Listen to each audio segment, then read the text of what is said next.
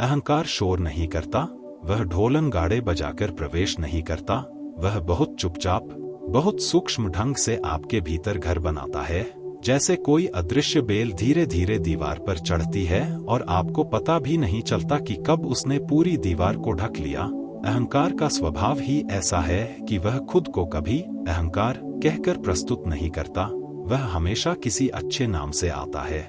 स्वाभिमान, पहचान, उपलब्धि, महत्व, अधिकार, सही होना। और इन्हीं सुंदर शब्दों की आड़ में वह आपको बांधना शुरू कर देता है। आप सोचते हैं कि आप स्वतंत्र हैं, कि आप अपने निर्णय स्वयं ले रहे हैं, कि आप अपने जीवन के स्वामी हैं, लेकिन भीतर एक अदृश्य केंद्र बैठा है जो हर बात को मैं के तराजू पर तौलता है। हर घटना के साथ एक आवाज उठती है, मेरे साथ ऐसा क्यों, मुझे क्यों नहीं, मुझे क्या मिला, मेरी इज्जत, मेरी छवि। यही आवाज अहंकार की है और यह इतना चुपचाप काम करता है कि आप उसे अपनी ही आवाज समझ लेते हैं। यही उसकी सबसे बड़ी चाल है।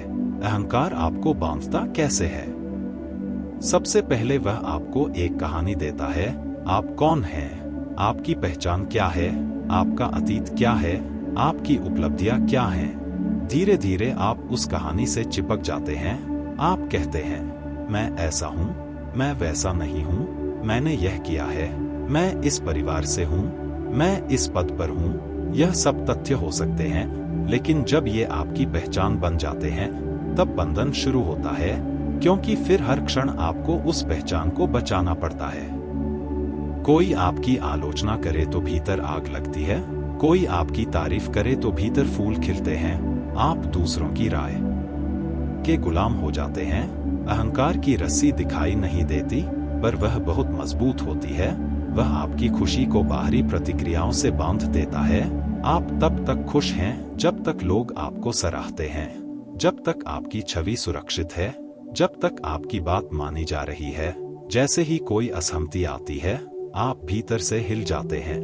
यह हिलना दर्शाता है कि कहीं न कहीं कोई मैं बैठा है जो असुरक्षित है। अहंकार का दूसरा बंधन तुलना है। वह आपको सिखाता है कि आप दूसरों से अलग हैं और अलग होना ही विशेष होना है। आप अपने पड़ोसी से, सहकर्मी से, मित्र से, यहाँ तक कि अपने भाई बहन से तुलना करते हैं। किसके पास अधिक है, किसे अधिक सम्मान मिला, किसकी बात अधिक सुनी गई। यह तुलना आपको कभी संतुष्ट नहीं होने देती। यदि आप आगे हैं तो भी डर रहता है कि कहीं पीछे न रह जाए, और यदि पीछे हैं तो जलन रहती है। दोनों ही स्थितियों में शांति खो जाती है। अहंकार का तीसरा बंधन है सही होने की जिद। वह चाहता है कि आप हर बहस में विजयी हों, हर चर्चा में अंतिम शब्द आपका हो। आप सुनने की क्षमता खो देते हैं, क्योंकि सुनना मतलब अपने मैं को थोड़ी देर के लिए पीछे रखना। लेकिन अहंकार यह नहीं चाहता। वह हर संवाद को युद्ध बना देता है। धीरे धीरे रिश्ते तनावपूर्ण हो जाते हैं। आप सोचते हैं कि आप अपनी बात रख रहे हैं, पर असल में आप अपने अहंकार की रक्षा कर रहे होते हैं। चौथा बंधन है नियंत्रण। अहंकार को नियंत्रण पसंद है। वह चाहता है कि चीजें आपकी इच्छा के अनुसार हों।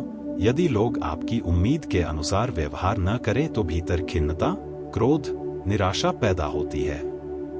आप भूल जाते हैं कि जीवन अपने नियमों से चलता है।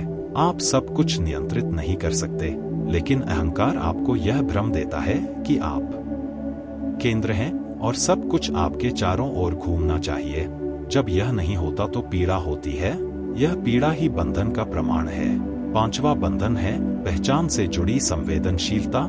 यदि कोई आपकी भूमिका पर प्रश्न उठाए, आप एक अच्छे पिता हैं या नहीं, एक अच्छे शिक्षक हैं या नहीं, एक सफल व्यक्ति हैं या नहीं, तो भीतर चोट लगती है, क्योंकि आपकी पहचान उन भूमिकाओं से जुड़ी हुई है।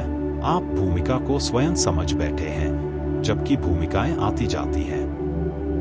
बच्चा बड़ा हो जाता है, नौकरी बदल जाती है, शरीर बूढ़ा हो जाता है। यदि आपकी पहचान इन अस्थायी चीजों से जुड़ी है तो हर बदलाव के साथ आप हिलेंगे। अहंकार का बंधन यही है। वह अस्थायी को स्थायी मानने पर मजबूर करता है। वह आपको यह भूलने देता है कि आप भूमिकाओं से पहले भी थे और भूमिकाओं के बाद भी रहेंगे। अहंकार बहुत सूक्ष्म तरीके से आध्यात्मिक मार्ग पर भी प्रवेश कर जाता है। आप ध्यान करने लगते हैं, ज्ञान की बातें करने लगते हैं और भीतर एक नया मैं खड़ा हो जाता है। मैं जागरूक हूँ, मैं दूसरों से अधिक समझदार हूँ, मैंने सत्य को जान लिया। यह आध्यात्मिक अहंकार और भी खतरनाक है क्योंकि वह धर्म का वस्त्र पहन लेता है। अब आप अपनी विनम्रता पर भी गर्व करने लगते हैं। यह बंधन और गहरा हो जाता है। अहंकार की सबसे बड़ी चाल यह है कि वह स्वयं को आवश्यक बताता है। वह कहता है, यदि मैं न रहूं तो तुम कमजोर हो जाओगे, लोग तुम्हें कुचल देंगे, इसलिए आप उसे पकड़े रहते हैं। लेकिन ध्यान से देखें तो पाएंगे कि जिन क्षणों में आप सबसे अधिक शांत और प्रसन्न थे, उन क्षणों में मैं बहुत हल्का था। जब आप किसी सुंदर दृश्य को देख रहे थे और कुछ क्षण के लिए खुद को भूल गए थे, जब आप संगीत में डूब गए थे, जब आप प्रेम में थे और समय का पता नहीं चला, उन क्षणों में अहंकार अनुपस्थित था और वही क्षण सबसे जीवंत थे। इसका अर्थ है कि अहंकार के बिना आप समाप्त नहीं होते, बल्कि और अधिक प्रकट होते हैं। तो फिर वह आपको बांधता कैसे है? वह भय के माध्यम से बांधता है। अस्वीकृति का भय, असफलता का भय, महत्वहीन हो जाने का भय। वह कहता है, अपनी छवि बचाओ वरना तुम कुछ नहीं रहोगे, और आप उस छवि की रक्षा में पूरी ऊर्जा लगा देते हैं। धीरे धीरे आप स्वयं से दूर हो जाते हैं। आप अभिनय करने लगते हैं। आप वह बन जाते हैं जो लोग देखना चाहते हैं। भीतर एक खालीपन रहता है, पर बाहर मुस्कान। यह दोहरा जीवन थका देता है। अहंकार आपको वर्तमान से भी दूर करता है, क्योंकि वह या तो अतीत में जीता है, मैंने यह किया था, या भविष्य में मैं यह बनूंगा। वर्तमान में उसका कोई काम नहीं। वर्तमान में बस होना है, और होना अहंकार के लिए असहज है, इसलिए वह आपको लगातार व्यस्त रखता है। व्यस्तता भी एक बंधन है। आप सोचते हैं कि आप उत्पादक हैं, पर भीतर एक बेचैनी है। यदि एक दिन कुछ न करें तो असुरक्षा महसूस होती है। यह असुरक्षा दिखाती है कि आपकी पहचान करने से जुड़ी है। यदि आप कुछ नहीं कर रहे तो मैं कमजोर पड़ता है, इसलिए अहंकार आपको लगातार कुछ न कुछ करने के लिए उकसाता है। वह चाहता है कि आप कभी रुके नहीं, क्योंकि रुकने पर आप देख सकते हैं, और यदि आपने देख लिया कि यह मैं एक विचारों का समूह मात्र है, कोई ठोस सत्ता नहीं, तो उसका खेल समाप्त हो जाएगा। अहंकार का बंधन तभी टूटता है जब आप उसे देखना शुरू करते हैं। उसे मिटाने की कोशिश न करें, उसे दबाने की कोशिश न करें। बस देखें कि वह कैसे हर घटना को अपने केंद्र से जोड़ता है। देखें कि वह कैसे प्रशंसा पर फूलता है और आलोचना पर सिकुड़ता है। देखें कि वह कैसे तुलना करता है, कैसे सही होने की जिद करता है, कैसे नियंत्रण चाहता है। यह देखना ही जागरूकता है, और जागरूकता की रोशनी में अहंकार की पकड़ ढीली होने लगती है। जैसे अंधेरे में रस्सी सांप लगती है और रोशनी पड़ते ही